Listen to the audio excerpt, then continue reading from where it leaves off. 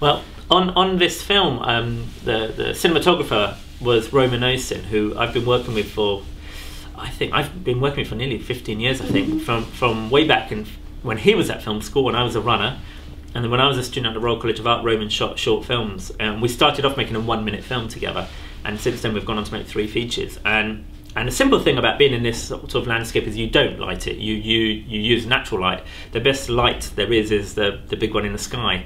And of course, when you've got lots of ice and lots of snow, you've got a lot of light bouncing back. So even if it seems dull, there's a lot of fill. There's a lot of light that's coming off the snow and the ice. So it's really about getting the exposure and the balancing the sky. Really, it's almost got a monochromatic feel, this film, because you've got lots of greys and light and shade within that, in the sky, in the ground, in the ice, and then you've got the characters within that. So Roman's very, very talented, and it all comes down to his technique or how to balance things up, and that's really how it's done. I think we had a bit of lighting, but that's mainly sometimes just to fill, really, yeah. It has been said by certain producers that Roman likes to have lots of equipment and lots of toys and doesn't necessarily have to use them always because you have it there just in case, but then as much as possible you go with what's natural is always quite beautiful. And it's always difficult when you have all white. Yeah. How do you make the dimension and all those kind of things pop up? Yeah. And no matter how big your lights, you're never going to melt a glacier, so that's not really something that came into it.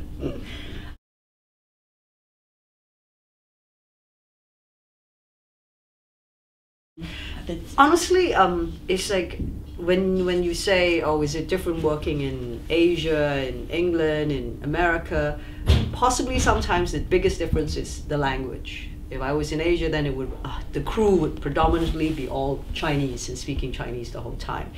But I've been very lucky to work with truly talented directors where it's all about passion, where it's all about making good movies, from Danny Boyle to Asif, to Rob Marshall, to Rob Cohen, to Ang Lee. It's all about great film and great storytellers. So I don't see that difference. I don't see the whether it's in race or culture. I see a talent who wants to tell a story in his own special way.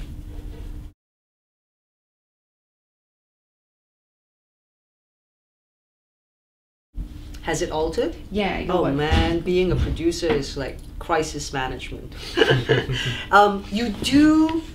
I did not enjoy being an actor at that time because you were too busy trying to cope with things that was happening on set. And when we were making The Touch, and also afterwards Silverhawk, where I was the key performer and also the producer, and when we, for example, when we made Silverhawk, it was during the SARS period in Asia. And can you imagine, everybody was getting shut down.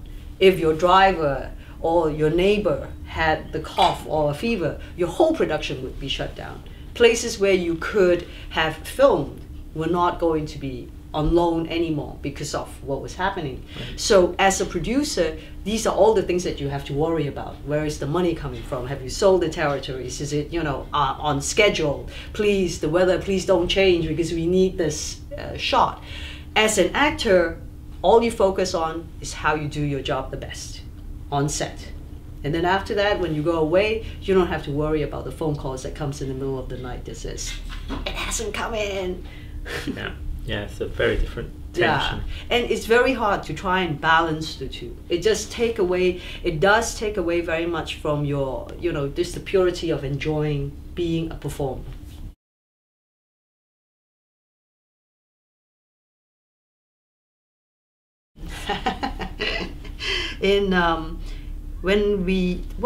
Now I think it's a little better. In Hong Kong, it used to be there's 3 people who the insurance company will never touch. That was myself, Jackie, and Jen, because we would go out and do the stunts. But in Hollywood or in Europe, the insurance was so powerful that there was no way you could do anything out of the norm. Because of the bond, the companies would step in and make sure they just cannot afford for any of the actors to be, or anybody to be hurt on the set. In the heydays of Hong Kong filmmaking, whereby we didn't have the luxury of CGI, removal of the wires, a lot of risks were taken. And I'm very happy to say that there's less of that today. and we're still able to, you know, come up with the kind of thrilling action films that we used to do before. So it just goes to prove there is the magic of filmmaking that doesn't need to be done for real. No. It's like, you know, if you have 6 kids, which is your favorite son or daughter, you can't say that, because every experience has been special in their own way. First of all, it's simply because I choose to do the movies that I've been in. I choose to work with the directors who are very important to me, or the characters or the stories that they want to tell.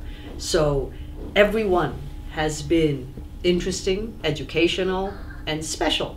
So there is no favorite. Except for Asif, of course.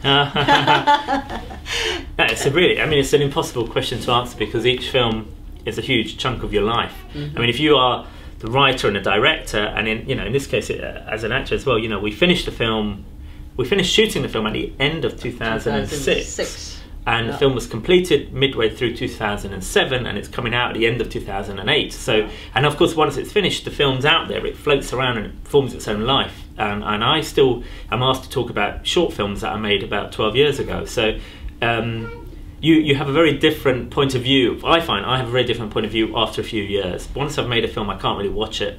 And then hopefully you get on with something else, and you have to start from a clean piece of paper and a clean slate. And then you look back at them and you go, actually, I quite like that. I'm quite happy with it. I'm proud of it. But at the time, you're often thinking about what you didn't quite achieve. And then after a few years, you look at it and you just see it for what it is. And so that's the way I would look at it. So in the long term, I end up, there's always something special about each of them. If I had to pick one, I really like a short film that I made called The Sheep Thief, which was my student film from the film school, from the Royal College of Art. And really, for me, that was a film that actually gave me a chance to become a filmmaker and have a career, because that film led on to The Warrior has led on to Far North. And without this short film, which I met, you know, my wife, my cameraman, my editor, my composer, Dario, your Roman, family. Everybody that I work with still, Andy Shelley, the sound recordist, we were all on this short film. Yeah. And so that was a big part of my life, I suppose. And because of that film and the gambles that we took in shooting a student film in the desert in India, was set the marker of what kind of filmmaking that I wanted to do, and the kind of filmmaking that we were going to try to achieve on quite contained budgets, you know, quite small scale, but as big as possible in terms of what we're trying to achieve.